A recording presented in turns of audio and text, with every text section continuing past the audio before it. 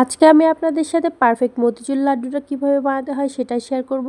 দেখতেই পাচ্ছেন কতটা সুন্দর হয়েছে। যদি আপনারাও এরকম করে বানান তাহলে আপনাদের মতিচুর লাড্ডু এরকম হবে পারফেক্ট। আর এই মতিচুর লাড্ডু এতটাই মজা হয়, একবার বানালে বারবার বানাতে মন চাবে এবং এতটাই সহজ। তো চলুন দেখি না যে কীভাবে বানাতে হবে। তো হ্যালো এভরিওয়ান, আসসালামু আলাইকুম। সকালে কেমন আছেন? আশা করি সকলে ভালো আছেন। আলহামদুলিল্লাহ আমি অনেক ভালো আছি। এখানে আমি নিয়েছি 1 কাপ পরিমাণে বেসন 1 কাপ নিয়ে তারপরে এখানে সামান্য একটু লবণ দিয়ে অল্প অল্প করে পানি দিয়ে এই একটা ব্যাটার গলিয়ে নেব। এখানে কিন্তু প্রথমে কিন্তু অনেক বেশি পানি দিবেন না।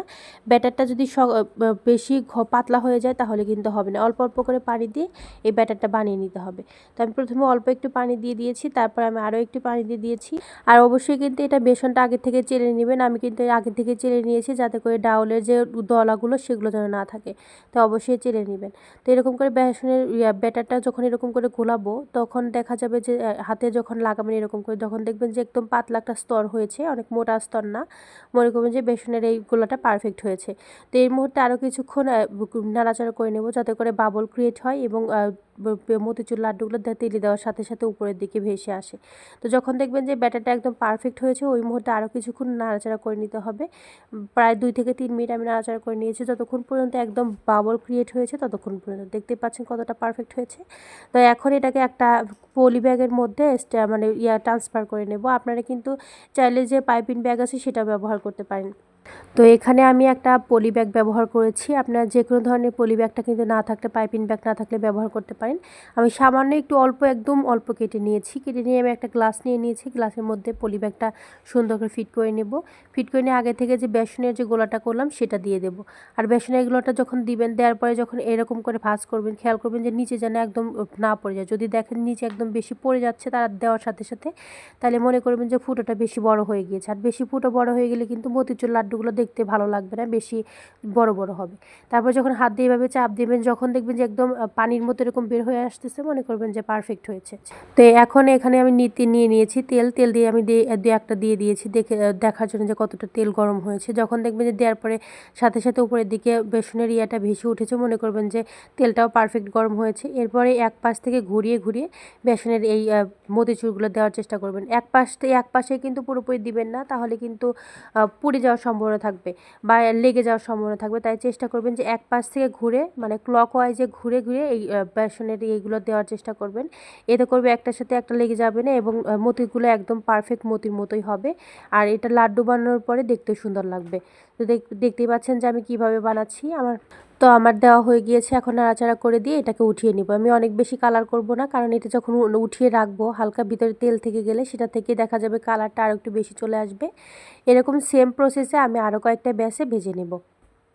আর খেয়াল করবেন যে এই মতিচুরগুলো যেন একদম পারফেক্ট হয়, বেশি যেন পুড়ে না যায়, আবার যেন একদম ভিতরে কাঁচা কাঁচা না থেকে যায়। কাঁচা কাঁচা থাকলে কিন্তু লাড্ডুটা যখন বানাবেন তখন কিন্তু খেতে অতটা ভালো লাগবে না।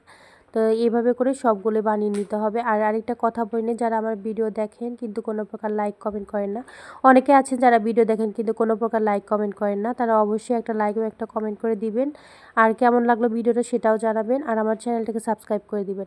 পাশে থাকা বেল আইকনে চাপ দিয়ে দিবেন যাতে কোনো নতুন ভিডিও আপলোড করার সাথে সাথে সবার আগে ভিডিও দেখতে পারেন। আর কথা বলতে বলতে দেখতে পাচ্ছেন যে আমার মতিচুরগুলো কিন্তু বানানো হয়েছে। এখন আমি এগুলোকে উঠিয়ে নিব।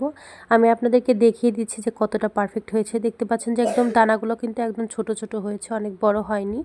তো এরকম করে যদি বানান তাহলে দানাগুলো যদি ছোট ছোট হয় মতিচুর লাড্ডুগুলো দেখতে অনেক ভালো লাগে। আবার বড় হলে আপনারা চাইলে এগুলো ক্রাশ করে ভেঙে সেটা দিয়ে লাড্ডু বানিয়ে নিতে পারেন। তারপরে এখানে দিয়ে দিয়েছি 1.5 কাপ পরিমাণ চিনি এবং দিয়ে দিয়েছি প্রায় 3 থেকে 4 টেবিল পরিমাণ পানি। আমি পানিটা অনেক বেশি ব্যবহার করব না, তবে আপনারা চাইলে পানিটা একটু বেশি ব্যবহার না করে ক্যারামেল করে তারপরে লাড্ডুটা কিন্তু বানাতে পারেন। তবে আমি এখানে ক্যারামেল করছি না, একটু পানি দিয়ে আমি চিনিটা গুলিয়ে নেব। আগে খেয়াল রাখবেন পানিটা কিন্তু হালকা ঠান্ডা অবস্থায় কিন্তু দেওয়া যাবে না। একদম চিনিটা যখন গলে যাবে ওই মুহূর্তে কিন্তু মতিচুরগুলো এখানে দিয়ে দিতে হবে। তো দেখতে পাচ্ছেন যে একদম বাবল ক্রিয়েট হয়ে গিয়েছে, মানে একদম চিনিটা গলে গিয়েছে। এই মুহূর্তে আগে থেকে যে আমি বেসনের যে বুন্দিগুলো রেডি করে রাখলাম সেগুলো দিয়ে দিব। দিয়ে আর অবশ্যই কিন্তু এখানে একটু সামান্য একটু লেবুর রস দিবেন। অনেক বেশি লেবুর রস কিন্তু দেওয়া যাবে না। অনেক বেশি লেবুর রস না দিয়ে একটু সামান্য একটু দিবেন, যাতে করে এই চিনির দিয়ে দেওয়ার জন্য যেন লাড্ডুটা সুন্দরভাবে আকৃতি নিতে পারে এবং ভেঙে না যায়। আবার বেশি যদি লেবুর রস দেন সেই ক্ষেত্রে কিন্তু এটাকে ভেঙে হাতে লাড্ডু যখন বানাবেন তখন ভেঙে যাওয়ার সম্ভাবনা থাকবে।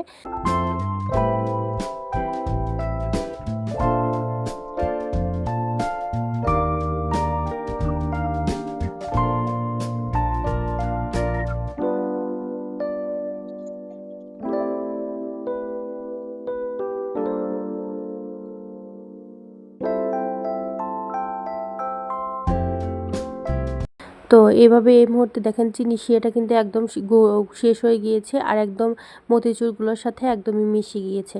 মনে করবেন যে আর খেয়াল করবেন যেন একদম বেশি শুকিয়ে না যায়, তাহলে কিন্তু বেশি তাড়াতাড়ি লাড্ডু বানানোর আগেই শক্ত হয়ে যাবে। আর এটা যত তাড়াতাড়ি সম্ভব বানিয়ে নিতে হবে। দেখতে পাচ্ছেন যে কেমন হয়েছে। আর এটা যখন নামাবেন একটু ঠান্ডা হবেন, তখন কিন্তু শিরাগুলো কিন্তু অনেকটাই শক্ত হয়ে আসবে। তো এরকম মুহূর্তে আমি এখানে হাতটা পানিতে একদম ভিজিয়ে নিয়েছি। একদম গরম গরম থাকা অবস্থায় কিন্তু লাড্ডুটা বানাতে হবে, ঠান্ডা কিন্তু হতে দেওয়া যাবে না। হাতে একদম ঠান্ডা পানিতে ভিজিয়ে নিয়ে তারপর একটা একটা করে লাড্ডুগুলো আমি বানিয়ে নিব।